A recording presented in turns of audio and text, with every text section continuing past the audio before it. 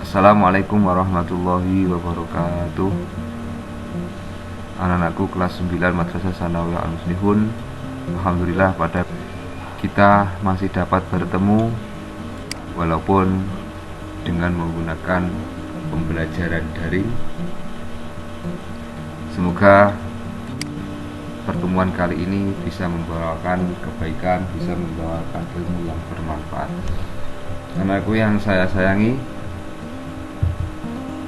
sebelum kita memasuki materi di kelas 3, yang mana materi kelas 3 ini sejarah kebudayaan Islam, ini tergolong lebih mudah atau lebih gampang dibandingkan dengan materi di kelas 8. Karena apa? Karena di materi kelas 9 ini kita akan membahas tentang perjalanan Islam atau penyebaran Islam yang ada di Indonesia, dan kita secara langsung bisa tahu peninggalan sejarah kebudayaan Islam yang ada di Indonesia.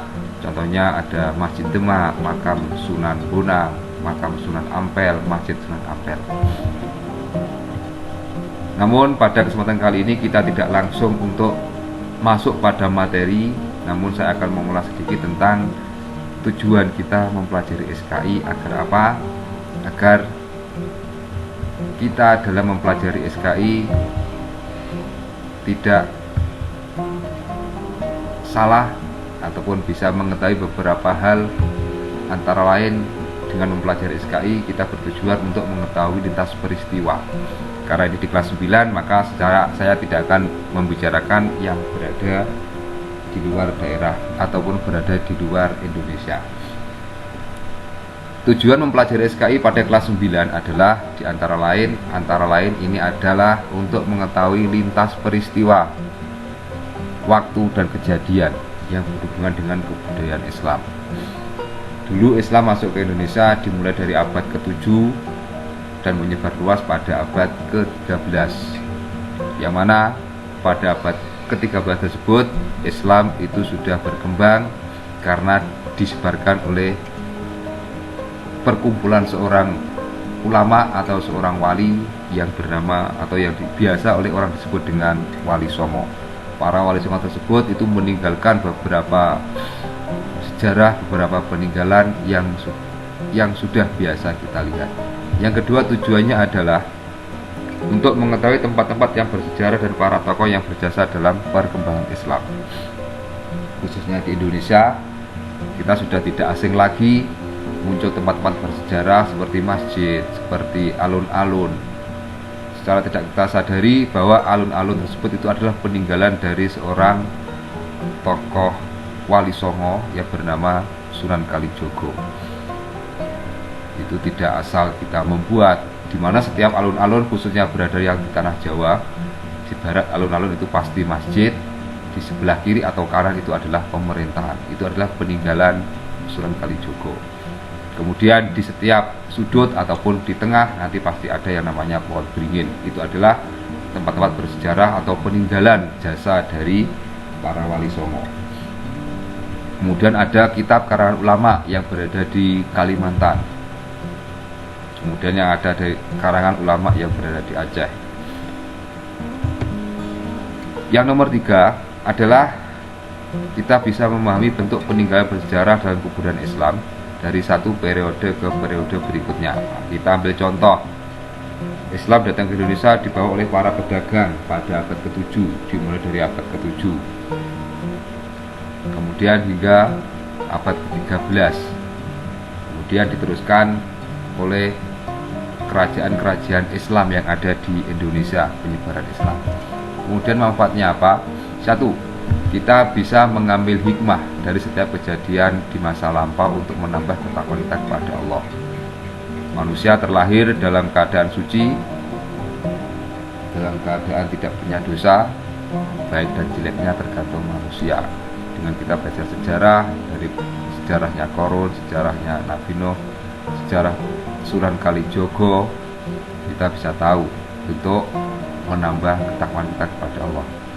Yang kedua, kita bisa mengambil pelajaran dari sejarah sebagai bahan pertimbangan ketika hendak membuat keputusan tentang suatu hal. Dengan mempelajari sejarah, ketika kita berpikir, kita mengambil keputusan, kita bisa melihat ke masa lampau, tidak harus saling menyalahkan. Ini salah, ini bid'ah, tidak boleh. Dengan mempelajari sejarah, kita tidak bisa menyalahkan orang lain. Yang nomor 3, mencari upaya antisipasi agar kekeliruan pada masa lalu tidak terjadi pada masa yang akan datang. Dengan mempelajari sejarah, kita bisa mengetahui kesalahan-kesalahan atau kekeliruan atau kemaksiatan yang dilakukan oleh orang-orang terdahulu. Contoh Fir'aun. Kemudian istri Nabi Nuh, putra dari Nabi Nuh. Sunan Kalijogo yang dulu awalnya adalah seorang perampok, kemudian insaf menjadi seorang wali biiznillah atas izin Allah. Kemudian dapat memahami dan meneladani kisah-kisah yang baik pada zaman dahulu. Mereka, para pelaku sejarah, para ulama, para wali, itu menyebarkan Islam tidak dengan berpangku tangan dengan mudah. Mereka itu berkorban,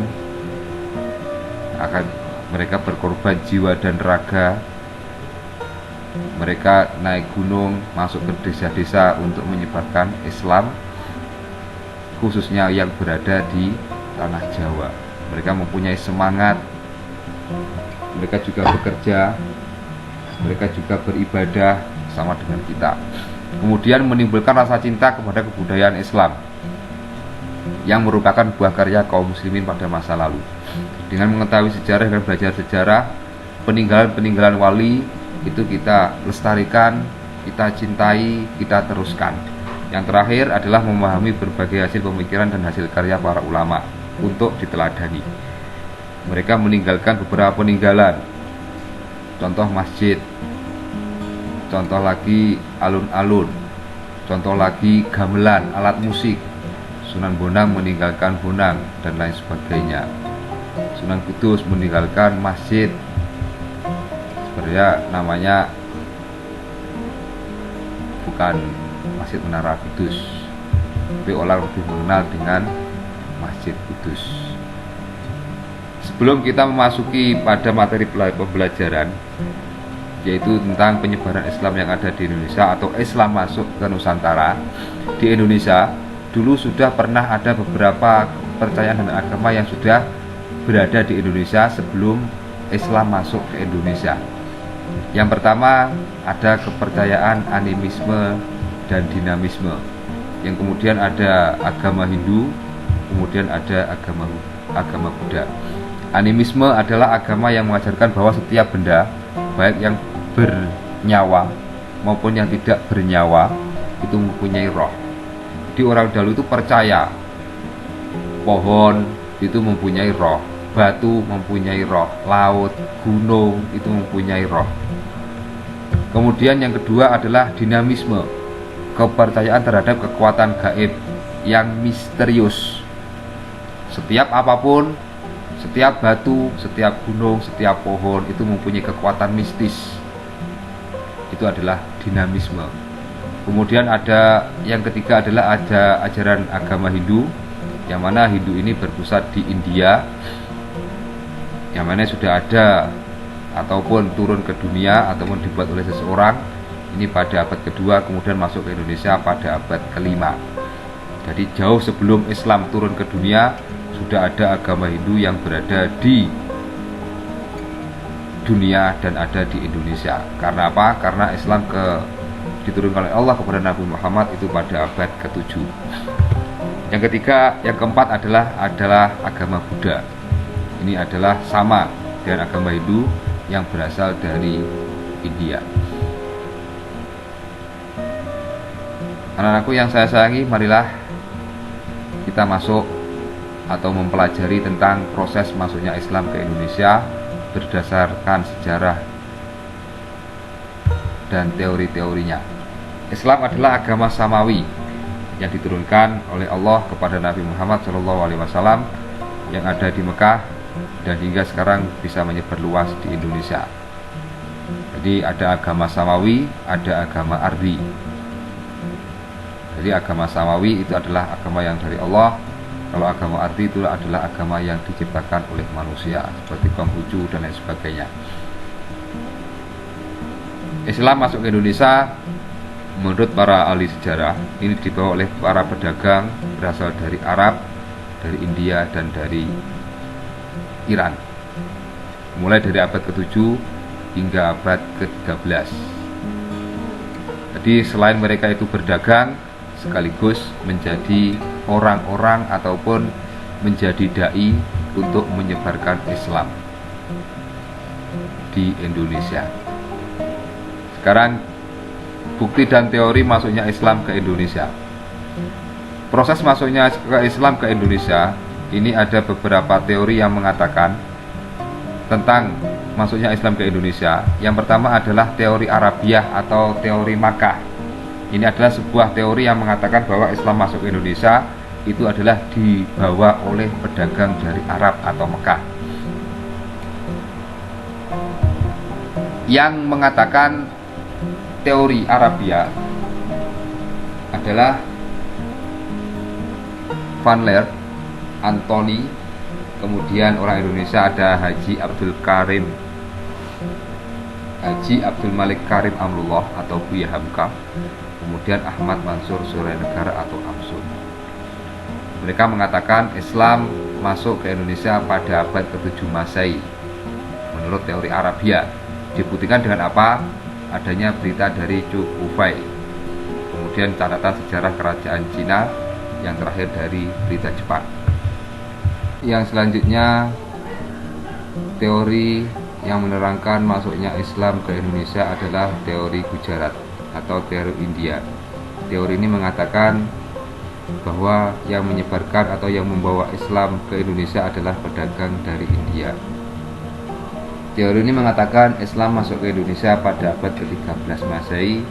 Tokoh yang mendukung adalah Seno Horbanje, Wisnapel Sucipto Wiryo Saputro. Sedikit cerita tentang Seno Horbanje adalah seorang misionaris yang bernama Abdul Ghaffar, yang oleh pemerintah Belanda ini disuruh untuk mengacaukan ataupun merusak tanah Islam yang ada di Indonesia yang telah dibangun oleh para wali songo. Jadi Seno Horbanje ini menggunakan nama Islam Abdul Ghaffar. Dia ini adalah diberikan kelebihan hafal Al-Quran, hafal hadis, Sahih Bukhari, Sahih Muslim, dan lain sebagainya. Dalam teori Gujarat ini beberapa bukti dikatakan, yaitu adanya batu nisan Sultan Malik As-Saleh di Samudra Pasai. Ini hampir sama dengan relief yang ada di India. Kemudian relief yang terdapat dalam makam Sultan Malik As-Saleh ini sama juga yang ada di India. Kemudian yang terakhir buktinya adalah proses Islamisasi ini mengikuti jalur perdagangan rempah-rempah yang berpusat di India. Karena apa? Karena di Indonesia adalah juga sebagai pusat rempah-rempah, penghasil rempah-rempah di dunia. Makanya ada kerjasama antara pedagang yang ada di India dengan para pedagang yang ada di Indonesia. Yang nomor 3 adalah teori Persia atau teori Iran. Ini mengatakan Islam masuk ke Indonesia itu dibawa oleh pedagang dari Iran.